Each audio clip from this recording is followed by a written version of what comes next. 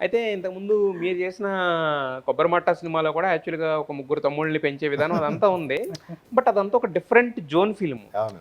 దీనికొచ్చేసరికి ఏంటంటే ఇదంతా ఒక డిఫరెంట్ అంటే థీమ్ బేస్డ్ ఫిల్ము హ్మ్. దట్టు ఒక ప్లాట్ అంతా కూడా దాని మీద డిపెండ్ అయ్యి ఒక ఎమోషన్స్ అన్నీ ఉంటున్న ఫిల్మ్ కదా! సో, మరి అది చేసిన మీరు ఇది చేయడం అనేది అంటే కాన్షియస్ డెసిషనా? లేదంటే గనక కథొచ్చిందని చేసేసారా? కథొచ్చిందని చేశా.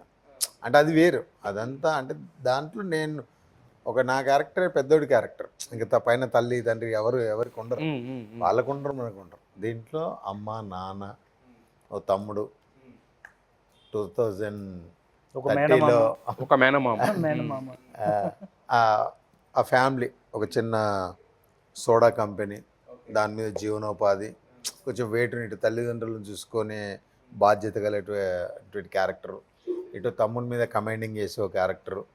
ఇలాంటి టోటల్ ఫ్యామిలీ డ్రామా. మరి ఈ సినిమాకి 'సంపు' గారిని తీసుకుందాం అంటే 'సోదర్' అనే టైటిల్‌కి ఆయన యాప్ట్ అవుతాడు. లేదంటే మీతో పాటు అంటే ఎందుకు అనిపించింది? అదే మీకు అలా ఎందుకు అనిపించింది? 'సంపు' గారు లేదండి. ఎందుకు పర్ఫెక్ట్ చాయిస్ అని నేను అనిపించింది? ఫస్ట్ టైం కథ వినగానే ఆ కథకి చాలా ఆప్షన్స్ అనుకుంటే అంటే అన్నతో నాకు ఇంతకుముందు ఎప్పటి నుంచో పరిచయం ఉంది.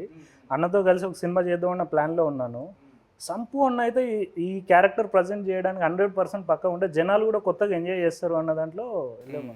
హ్మ్. ఆ విషయంలోనే సంపు అన్నకు కథ పంపించిన. సంపు అన్న కథ వినగానే వెంటనే ఓకే చెప్పిండు. అంటే కొత్తగా అంటే ఇప్పుడు ఆయన కామెడీ టైమింగే తెలుసు.